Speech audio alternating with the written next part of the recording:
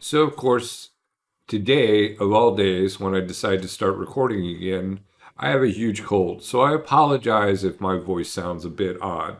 So, a few years ago, I was wrapping up teaching a Unity 3D class, and COVID hit.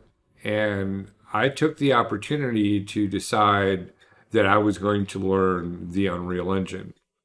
And the goal was pretty simple. I was going to make a game template so people could play together in a game doing a listen server multiplayer game, meaning that one of the players hosted the game. One of the students from my class, a gentleman named Kelly, decided he was going to join in. And that's really what started all of this. And it's been several years now at this point. Now, what we didn't know at the time was all these new features that Unreal was coming out with were actually for dedicated servers and really didn't work with the listen server game. Level streaming, texture streaming, a lot of these things require that you have an external server somewhere out in the cloud, which is the exact opposite of what we wanted. We wanted people to be able to play their game with their friends and not have to worry that the company would shut down and all of a sudden their game would no longer work. Even though it's not really equipped to deal with listen server games, we went ahead and we stuck with it and we spent months learning the engine.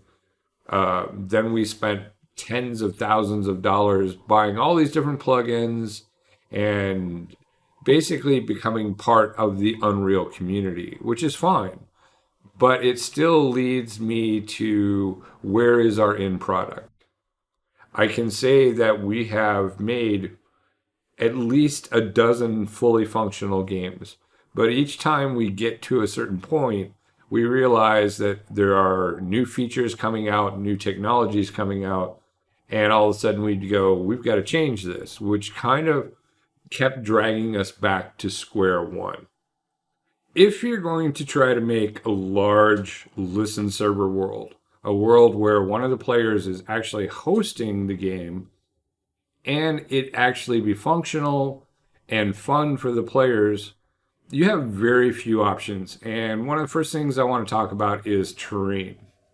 Now, terrain streaming in a non-listen server game is fairly easy.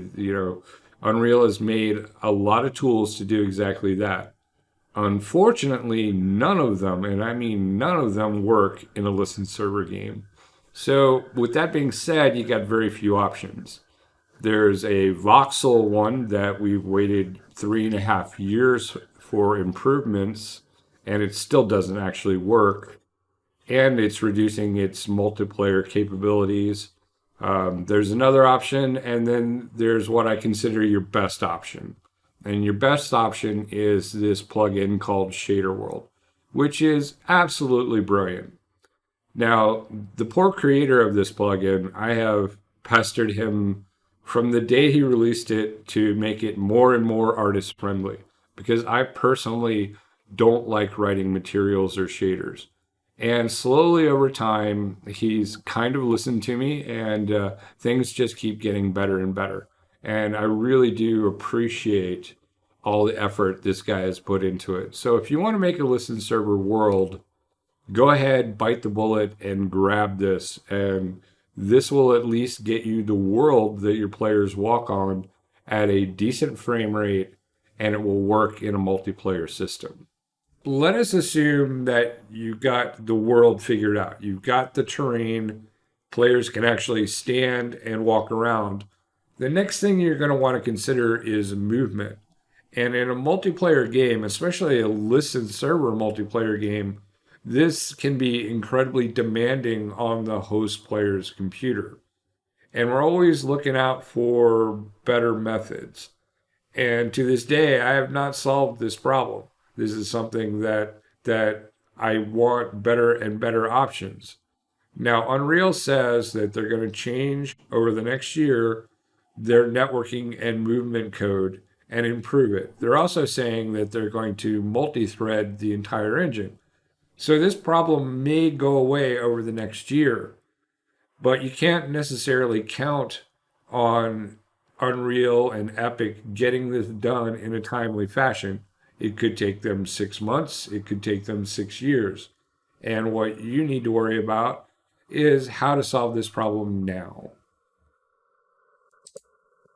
One of my possible options is this general movement component.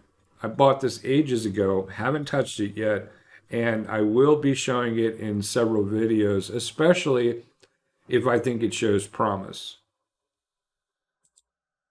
But before I even get started with this, I know how many things are attached to movement.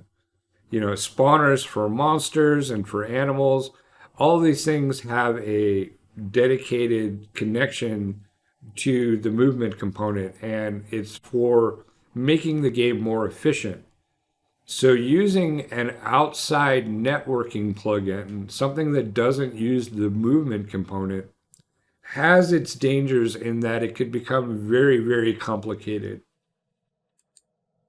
So what I'm going to do while Kelly is wrapping up version 13 or 14 of our current game, I'm going to be testing all this stuff. I still want that template. I want a basic template that we can reuse over and over again and use for different genres, different story types. And my experimentation is hopefully going to future-proof our games so at the last minute we're not changing 90% of our code. Now I'll make a few models for Kelly and we'll wrap up the version that we have, but I still feel like we have a long way to go to get that template game that we can base other titles on and build other titles from. And that's kind of what some of these videos are going to be about. And I'll definitely show you our experiments as we go along. I hope you enjoy the series, and let's hope that in the future I'll have many successes to show you to make your life easier in game development.